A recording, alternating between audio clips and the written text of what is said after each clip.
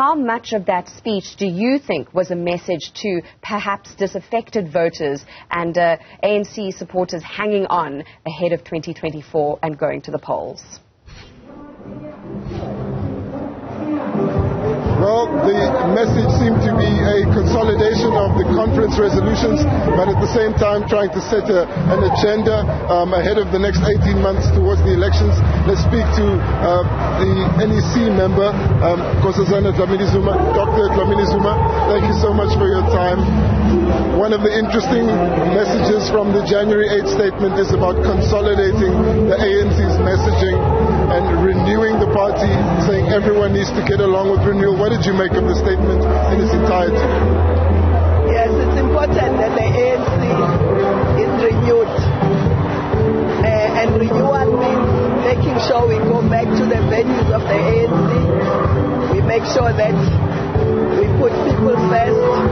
We make sure that we've changed the people's lives. And so we renew the ANC not for itself, but for creating a better life for the people. What was interesting is the acknowledgement that ANC leaders were differing in public, and they're saying essentially people should speak with one voice. What's your view? Yes, I think there should be one message, and that message should have many voices. They need to rebuild the leagues according to the January 8th statement, as well as some of the structures of the party. How much work do you think lays ahead? Yes, it's very important. The leagues are a very important component of the ANC. Without the leagues, the ANC is incomplete. So it's very important that we all put our efforts to ensuring that the leagues are alive and well and are working. The ANC without the leagues is like a bird without its wings. Thank you for that commentary, short commentary from Dr. Nkosazana Dlamini Zuma. We appreciate your time. And with us now is also Minister of Water and Sanitation, but NEC member, Senzo Mtunu. Mr. Mtunu, thank you for your time. A strong focus on renewal here. We were interested in the message of support from COSATU as well, saying the workers have put the ANC on notice. It looks like there's a lot of work to do in not only repairing the ANC, but also its relationship with its constituencies. What's your take on the January 8th statement? Yes, there's a lot of work that needs to be done, not only by the ANC, by COSATU themselves, by the SACP, to make sure that whatever we say must be done, we go the full mile to do everything together, and not things to be done by one of us while the other holds back. We just have to move together. We just have to build trust and build comradeship. But we are needed, all of us, in the trenches, not just in the boardroom, because that's where the alliance must show its true colors, down on the ground. We see a big focus here on trying to make sure that the leaders don't essentially criticize each other in public anymore, that they speak with one voice. That does seem to be an acknowledgement that it is what was happening before. Going forward, how difficult do you think it will be to get everyone to stop that?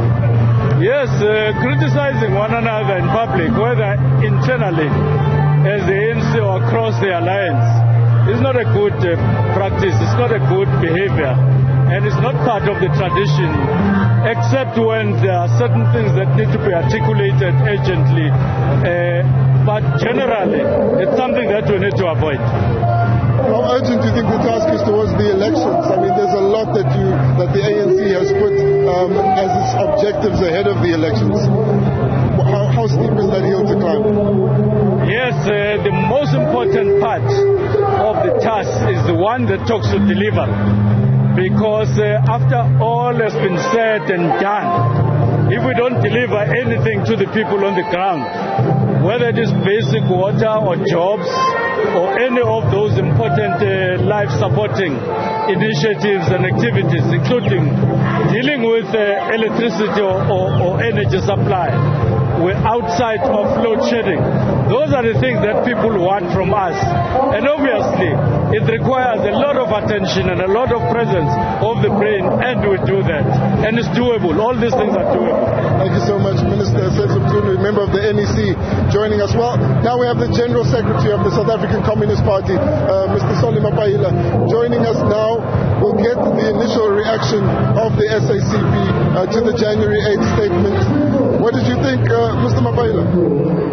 Well, I think the President was good. The summary was good of the statement. Although it was not too much detail on the economic section, but there were commitment for interventions that he pronounced, which was important for us. What we think is more important is that government need to take responsibility and make sure that they grow the public economy, because it is that can be accountable to the people, not to rely on private sector. It doesn't mean that private sector can't play a role. They can play a role where possible, but government must take full responsibility. We are happy with the posture towards fighting crime, with the commitment to end load shedding. We think they must accelerate that particular process, but even the issue around employment. But we want the right of our people to have employment, the right to work campaign to be embraced, and I think that commitment for job creation, particularly from the public sector, needs to be strengthened. So we are happy in that regard. The January 8th statement did stress the urgency of focusing on the alliance and reconfiguring the alliance towards conference. It didn't look like there was much substance put to that, but now conference has adjourned. There is some detail in the statement. What do you think of how the ANC's approached that? So we're happy that the NEC came to this conclusion to prioritize this matter, because like we said, the reconfiguration of the alliance should not be an article of faith that you can read all the time and nothing happens about it. And society is not waiting for us to reconfigure ourselves to do things right. We are committed, because the reconfiguration of the alliance is at the core of the renewal project of the movement and our ability to unite all progressive forces behind the mission of the African National Congress, behind the mission of liberation as a whole. And this is the reason why we are in alliance with the ANC. And if that is weakened, that therefore weakens that particular mission. So in that regard, we are happy with the posture on the reconfiguration of the alliance. But we don't want to use it to make it a scarecrow, and also for them to use it against us to lull us down. We want it to be implemented, but to be the driver for the renewal of the movement as a whole. Lastly, Mr. Mapaila, we saw in the Economic Transformation Commission resolutions a mixed bag of an endorsement of building the state's capacity on certain areas, while at the same time acknowledging that they'll have to lean more on being able to get the private sector to help out in solving the energy crisis, for example. Do you believe that what we've got from the ANC conference is more neoliberal economic policy, or do you see a progressive stance taken at conference? Well, the economic policy resolutions are disappointing, to say the least. I think we should say that. And this, of course, we believe is going to create some unnecessary tensions. And we wanted to avoid this by the convening of an Alliance Economic and Energy Summit. Whatever will happen is that we will reject any austerity measures on our country that is a developing country that requires more resources to be given for development. We will fight against that. That's why we have called for the remandating of the Reserve Bank so that it can participate in developmental objectives of our country and in job creation. So austerity measures, neoliberal economic trajectory is a big issue for us. That's why we say the ANC must untangle itself from neoliberal economics. Thank you so much, General Secretary of the South African Communist Party, Mr. Solly Mapaila, speaking to us on the sidelines of that delivery of the January 8th statement. Joining us now, Minister in the Presidency, NEC member, Mondli Gungubele. Mr. Gungubele, thank you for your time. Tell us, what does decisiveness in renewing the ANC look like? It has never looked the best way ever like before. Look, from a peaceful conference, electing leadership, incident-free, and restating and re-emphasizing the centrality of the following: that a reputable and a trusted organization is key to our delegates. Two, that our delegates again have actually concurred with the country that without creating jobs, without a performing economy, without making sure that young people have got access to work, either to business and so on, without making sure that we deal with the GBV, without making sure that infrastructure is actually reinforced.